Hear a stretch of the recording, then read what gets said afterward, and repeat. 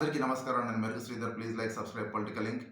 చాలామంది ఛానల్‌ని చాలా బాగా ఆదరిస్తున్నారు. కానీ దయచేసి సబ్స్క్రైబ్ చేసుకోండి. చాలామంది సబ్స్క్రైబ్ చేసుకోవట్లేదు. వితౌట్ సబ్స్క్రైబే చూస్తున్నారు. ప్లీజ్ దయచేసి సబ్స్క్రైబ్ చేసుకోండి. లైక్ చేయండి, షేర్ చేయండి. మీ ఆదరాభిమానాలు నాకెంతో ముఖ్యం.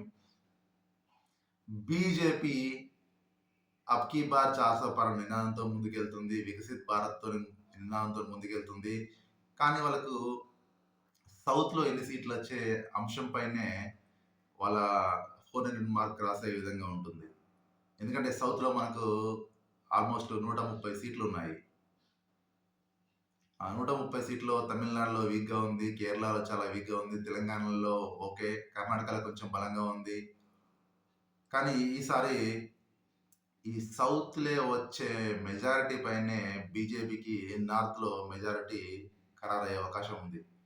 ఎందుకంటే ఇక్కడ ఆల్‌మోస్ట్ 130 సీట్లు చాలా గట్టిగా పోటీ ఇస్తుంది గూడా బీజేపీ. చాలా మందిని గూడా చాలా రాష్ట్రాల్లో గూడా బోని కొట్టాలని, ఎస్పెషల్లీ కేరళ లాంటి రాష్ట్రాల్లో గూడా బోని కొట్టి ఈసారి ఎట్లైనా అక్కడ ఖాతా తెరవాలి. కేరళ గూడా మేము ముందుకు పోవాలి.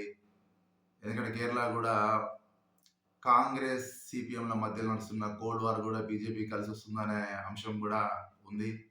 ఇంకొకటి తమిళనాడులో అన్నామలై, చరిష్మా ఎంతవరకు పనిచేస్తుందో మనం వేచి చూడాలి. ఇంకా తెలంగాణలో పార్టీకి గణనీయంగా సీట్లు పెరిగే అవకాశం ఉంది. ఇక కర్ణాటకలో ఎప్పటి నుంచి కూడా బీజేపీ బలంగా ఉంది. కర్ణాటకలోనే మంచి సీట్లు గెలిచే అవకాశం బీజేపీకి ఎక్కువ ఉంది. ఇక్కడ ఆల్మోస్ట్ 28 ఎంపీ సీట్స్ ఉన్నాయి. ఈ ఈ ఈ విధానం నిశితంగా గమనిస్తే సౌత్‌లో ఎన్ని సీట్లయితే గెలుచుకుంటే వాళ్ళకి అక్కడంతా మెజారిటీ. ఎందుకంటే కంపేర్ టు నార్త్ ఇండియా సౌత్‌లో బీజేపీ కొంచెం బలహీనంగా ఉంది. కానీ అమిత్ షా మంచి పక్కా ప్లాన్ రచించినట్టు మనకు ఉన్న సమాచారం. సౌత్‌లో ఎట్లన్నా గట్టి పట్టు సాధించాలే. ఎందుకంటే ఫ్యూచర్‌లో ఇక్కడి నుంచే బాగా ఎమర్జ్ గావాలే.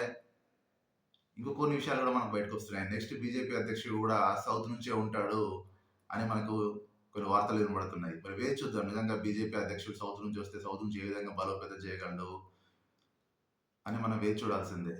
ధన్యవాదాలు.